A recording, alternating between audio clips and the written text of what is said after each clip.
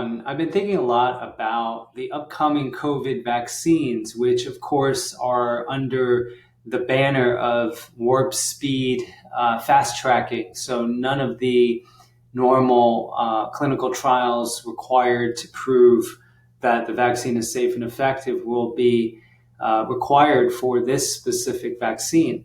Now, one of the concerning aspects of COVID-19, which many of you who follow my work and our work at GreenMedInfo are very much aware of, is that there aren't any real standards being used to code people dead from COVID. They're basically not requiring virus testing, and all you need is suspicion of death or COVID infection and a death for it to be coded as such. And that means that fundamentally, this is not based on science, evidence, it's not empirical. And that's why so many out there are saying this is a psychological operation, a scamdemic, a manufactured crisis, a viral false flag, what have you.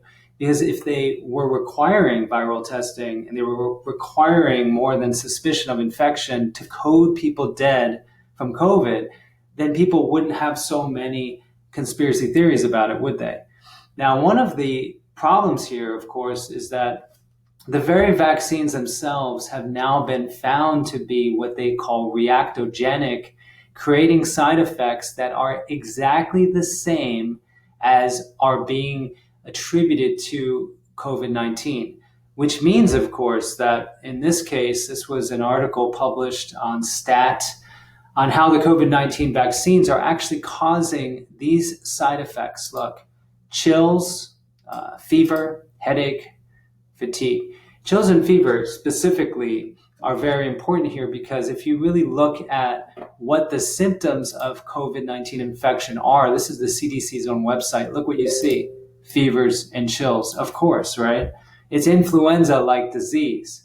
And that's the whole point, right? The second wave, for example, which has been implanted into the psyche of those who consume mainstream media, everyone's expecting it to happen in fall. That's the normal time that you have outbreaks of what are known as influenza-like illness. So, of course, piggybacking the COVID pandemic and a quote second wave and another potential second lockdown on a natural phenomenon like this is basically why a lot of us are saying, listen, this is a completely fraudulent.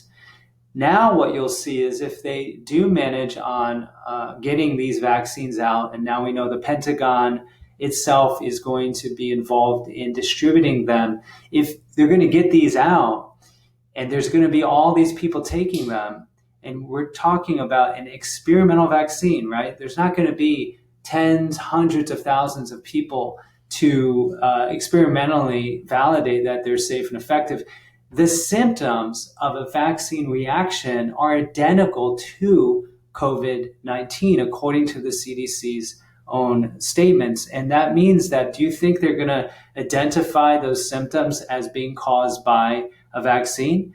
We already have how many years now of a government program that was designed to compensate those who were irreversibly damaged or killed from vaccines, of over $4 billion paid out since 1986. And that's still in the mainstream media. If you even refer to this fact, or the fact that the US Supreme Court labeled vaccines as unavoidably unsafe, you even point that out and they call you an anti-vaxxer, they call you dangerous because you asked a question or referred to a fact of history. And this is the climate that is being spawned. This is why, of course, we're leaving Facebook and Instagram and other platforms that are actually pushing us off. Okay, so right now LinkedIn kicked me off the platform ostensibly because I've been posting content that's been critical of this agenda, including, of course, Bill Gates, and he owns indirectly LinkedIn because they purchased it in 2016 for $26 billion. So a lot of the platforms that have enabled us to have this voice and get out the truth are actually owned or funded by the very people or organizations that are running this operation, okay? So what I'm saying is that let's get ready. When those vaccines are distributed, they're gonna cause reactions which are well documented, which will be identical to what they're saying the vaccine is there to prevent So it's the perfect psychological operation. You create the problem, then you have a solution which creates more of the problem, and then you never get to the actual reality, which is, of course, those who've gone down the rabbit hole of germ theory and questioning COVID, which is a site that I encourage all of you to go to. Go to the germ theory section on questioning COVID and take a look at all these amazing statements and testimony of individuals who've done their homework and have looked deep into the rabbit hole and found that, in fact, the original isolation of the so-called China virus, COVID-19 from Wuhan, right, never occurred. So whatever they're using as tests today, like PCR tests, which were never designed to identify viruses like COVID, it's all basically lies upon lies upon lies. And so if we assume that the mainstream media is going to report fairly on what's going to happen when millions of Americans take this experimental vaccine, and they're going to somehow acknowledge the vaccines are creating the symptoms, no, what we will see is they will then catastrophize further the reactions as if it was the virus, and they use that as a way to coerce and or force people to get more vaccines. So it feeds itself.